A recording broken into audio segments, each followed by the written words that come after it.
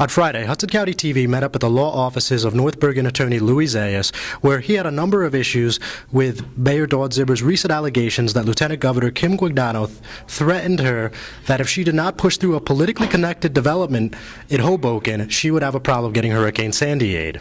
Zayas pointed to a deposition from the Angel Alicea case, the former public safety director in Hoboken, as well as the case of Executive Director Carmelo Garcia, for instances where he thinks there's some inconsistencies in Zimmer's recent statements to the press. Lou, you recently represented Angel Alicea, the former public safety director in Hoboken, and Alicea ended up winning that case, but there's something that has gone under the radar that is just starting to come out now.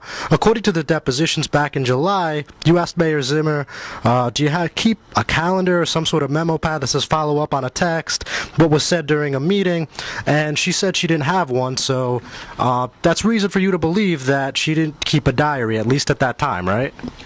Well, our position at the time was that she had such a diary because Mr. Alicea, as a former director of public safety, attended numerous meetings with the mayor, and he observed the mayor write in a book of some sort, whether a diary or a calendar, things that were being discussed in those meetings. So we naturally assumed that she kept a diary of some sort. And when we asked for her diary during the course of discovery, it turned out that she didn't have a diary, that she didn't keep one, which I found very odd for a high-ranking government official that doesn't have a diary or a journal, because how do you keep records or a calendar of what's being said and done in various meetings? But in any event, we proceeded with a deposition which I directly asked her whether she kept a diary or a journal or some sort of memo pad to record matters involving the day-to-day business of Hoboken.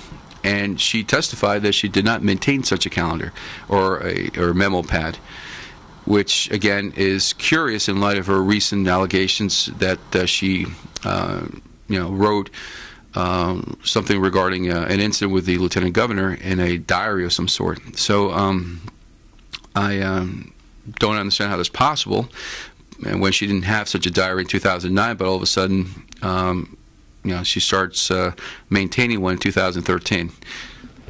Now, just for the argument's sake, it is feasible that the last time Angel Alicea worked at Hoboken was April 2011, right?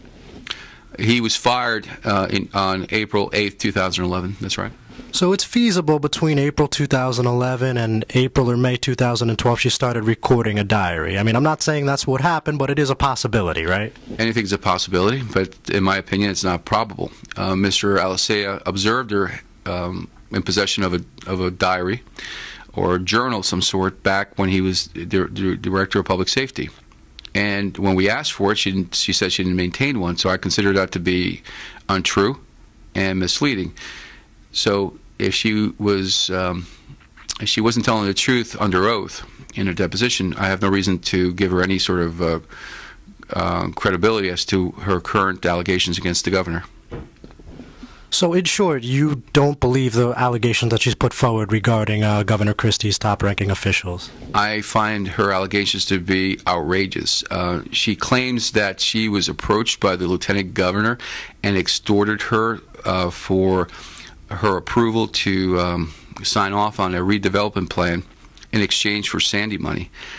Just the manner in which that was communicated to her sounds odd and unusual, but the fact that she sat on that information for over 8 months is just incredible. And she, in the Alicea case, in a recent press release no less, claims that Mr. Alicea sure reported Solomon Dweck's offer of cash contributions to the campaign, even though it wasn't a crime, that he should have reported it to law enforcement. And here you have a direct, supposedly extortionist threat to withhold much-needed Sandy money in return for her approval for redevelopment, and she sat on it for 8 months, and then she praised the governor as being an ally to Hoboken. So I find her story to be just sheer fiction, if not a falsehood in every respect. When he reached out to Zimmer's office, her communications director, Juan Melli, once again pointed to the ongoing investigation of the U.S. Attorney General and said they could not comment on anything that was said in Zayas' office this afternoon. I'm John Heides, Hudson County TV, Hoboken.